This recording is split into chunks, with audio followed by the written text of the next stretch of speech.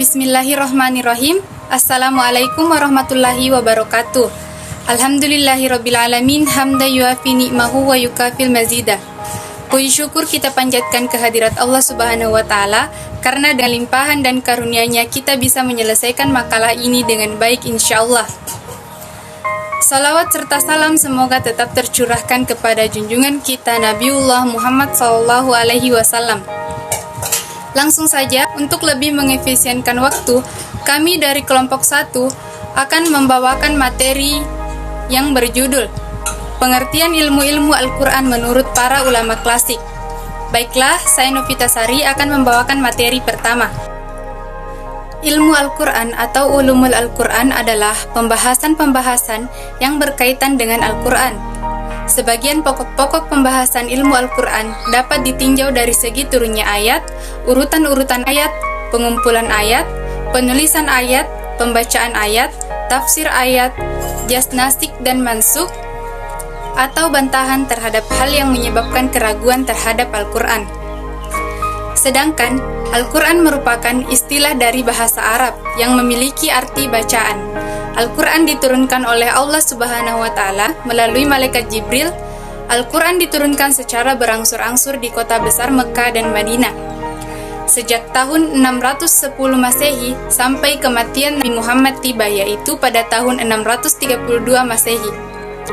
Isi atau tubuh dari Al-Quran disusun dalam bentuk bahasa Arab klasik. Hal ini juga diyakini merupakan transkrip literal dari Allah Subhanahu wa Ta'ala yang kemurnian atau keasliannya sangat terjaga.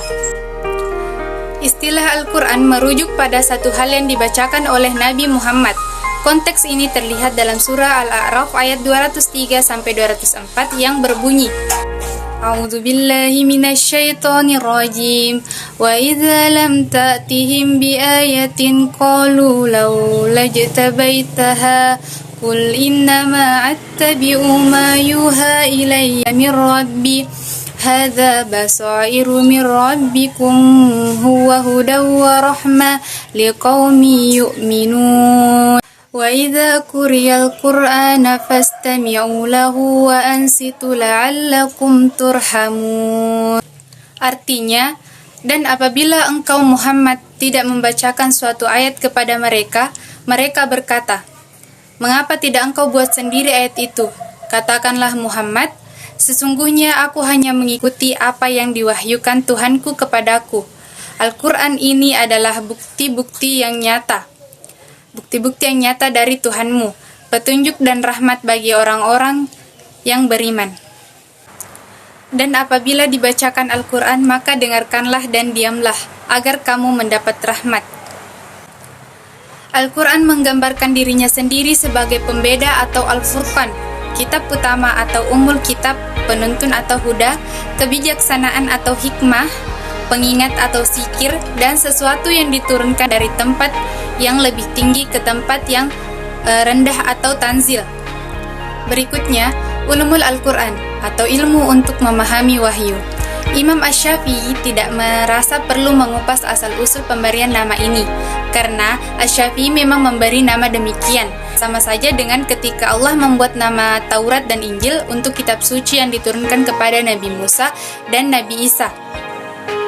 Pendapat yang dikemukakan di atas dinilai tidak kuat atau daif oleh Dr. Abdul Al-M. Unim Al-Nam Al-Zarkasi di dalam kitab Al-Burhan fi Ulum. Al-Quran menurunkan pendapat yang mengatakan pengertian ini diangkat dari kebiasaan orang Arab yang biasa mengucapkan kalimat aku mengumpulkan air dalam kolam. Alasannya menurut Al-Raghib karena Al-Quran merupakan kumpulan kitab-kitab yang diturunkan sebelumnya. Alasan lainnya karena Al-Quran menghimpun berbagai macam ilmu. Ini sejalan dengan keterangan Allah di dalam surah Al-An'am ayat 38 yang mengatakan, kami tidak mengalpakan sesuatu pun di dalam Alkitab. Pendapat yang disebut belakangan ini dibantah oleh kalangan yang Al-Arzakashi disebut mutaakhirin, yang lebih tepat dalam pandangan generasi yang datang belakangan ini. Kata Quran berasal dari kata gara. Al-Qurtubi berpendapat lain.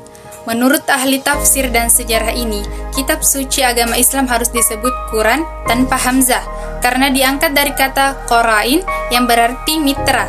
Alasannya, satu ayat dan ayat lainnya adalah mitra yang saling mendukung dan saling membenarkan. Sedangkan menurut Muhammad Quraisy Shihab, Al-Quran secara harfiah berarti bacaan sempurna. Ia merupakan suatu nama pilihan Allah yang sungguh tepat. Karena tiada satu bacaan pun sejak manusia mengenal tulis baca 5.000 tahun yang lalu yang dapat menandingi Al-Quran, bacaan sempurna lagi mulia. Baiklah, materi selanjutnya akan dibawakan oleh Aisyah. Oke, perkenalkan nama saya Aisyah. Saya akan melanjutkan penjelasan dari teman saya tadi. Al-Qadi Abu Al-Mali Azizi bin Abdul Al-Malik seperti dikutip Al-Zarkashi di dalam Al-Burhan jilid 1 halaman 273 mengatakan bahwa Al-Quran memiliki 55 buah nama. Untuk mendukung pendapatnya ini, Ibnu Abd Al-Malik menggunakan ayat-ayat Al-Quran, diantaranya sebagai berikut.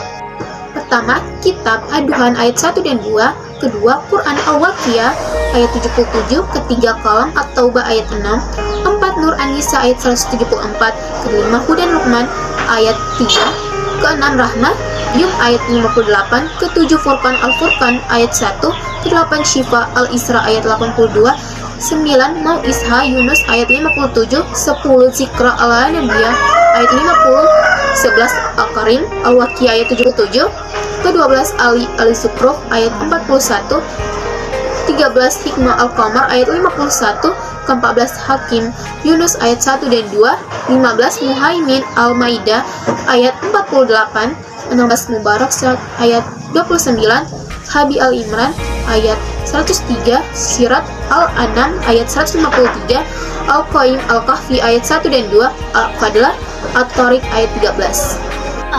Ulumul Quran Profesor Dr. Haji Muhammad Amin Suma SHMAMM. Ulumul Quran terdiri atas dua kata, ulum dan Al-Quran. Ulum adalah jamak plural dari kata tunggal mufrad. Ilmiah secara harfiah berarti ilmu, sedangkan Al-Quran adalah nama bagi kitab Allah Subhanahu wa taala yang diturunkan kepada Nabi Muhammad SAW. Dengan demikian, maka secara harfiah kata ulumul Quran dapat diartikan sebagai ilmu-ilmu Al-Quran atau ilmu-ilmu yang membahas Al-Quran.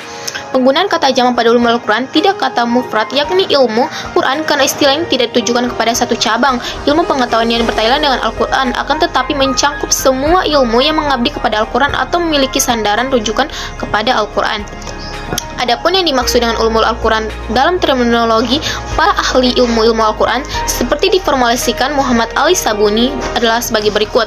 Yang dimaksud dengan ulumul Al-Quran adalah rangkaian pembahasan yang berhubungan dengan Al-Quran yang agung lagi kekal, baik dari segi proses, penurunan, dan pengetahuan tentang sebab nuzul makiyah, madaniyahnya, nasik mansuhnya, muhkam mutasyabahnya, dan berbagai pembahasan lain yang berkenaan dengan Al-Quran atau yang berhubungan dengan Al-Quran. Satu hal yang penting yang lain dicatat seperti diingatkan Al-Zarqani bahwa Al-Quran Al-Karim adalah kitab hidayah mujizat. Dari kedua sisi inilah Al-Quran diturunkan. Mengenai kedua persoalan itu pula pembicaraan yang ada di dalamnya, dan di atas dasar keduanya itu juga Al-Quran memberikan petunjuknya.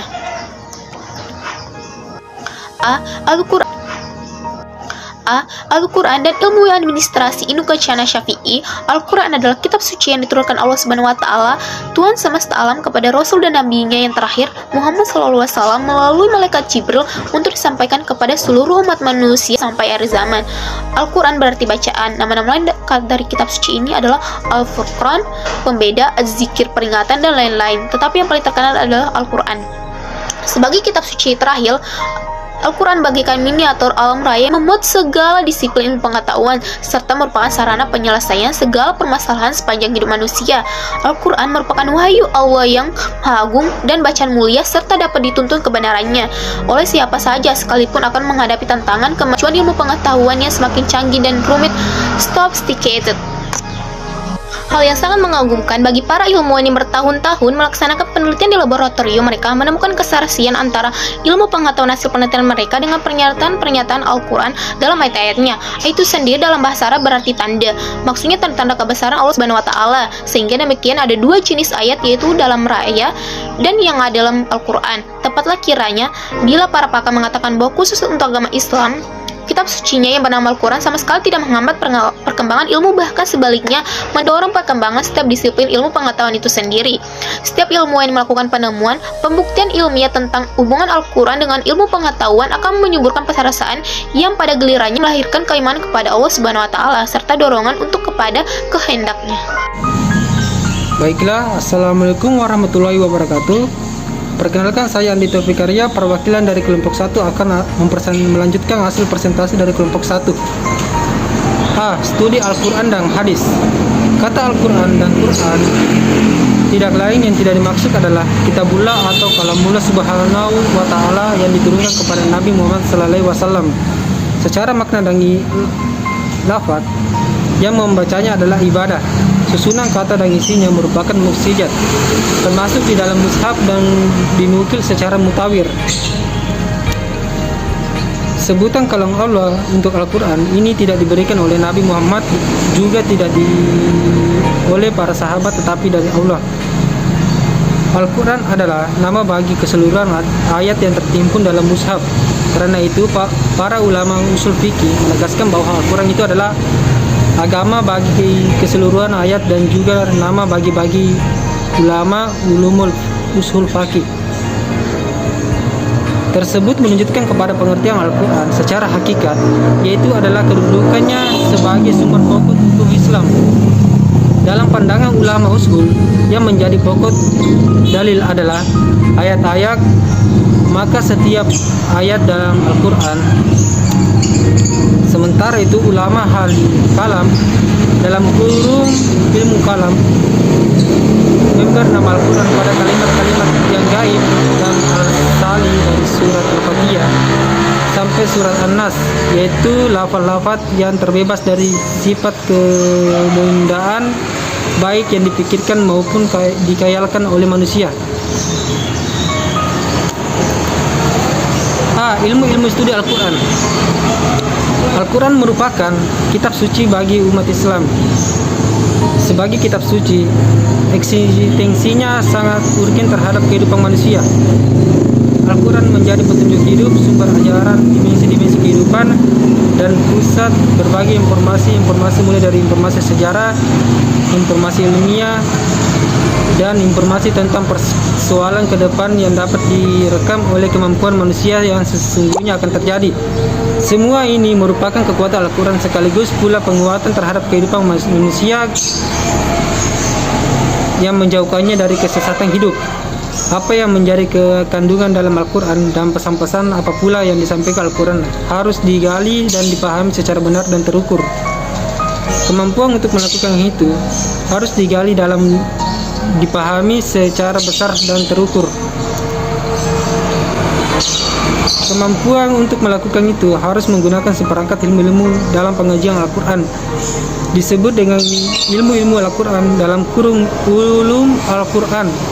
Terdiri dari ilmu asbat al-nusul, musnahab ayat, makiyah dan madariyah, nasak dan mansuk, mukjizat Al-Quran, tafsir, takwil, dan terjemah, serta lainnya. Pengusahaan melalui ilmu-ilmu Al-Quran akan menguatkan substansi Al-Quran ke permukaan. Oleh karena itu, ilmu-ilmu tersebut merupakan instrumen pentafsir, pentakwil, dan menerjemahkan segala terkait dengan kandungan Al-Quran. Sekian, terima kasih. Itulah presentasi hasil dari kami. Assalamualaikum warahmatullahi wabarakatuh.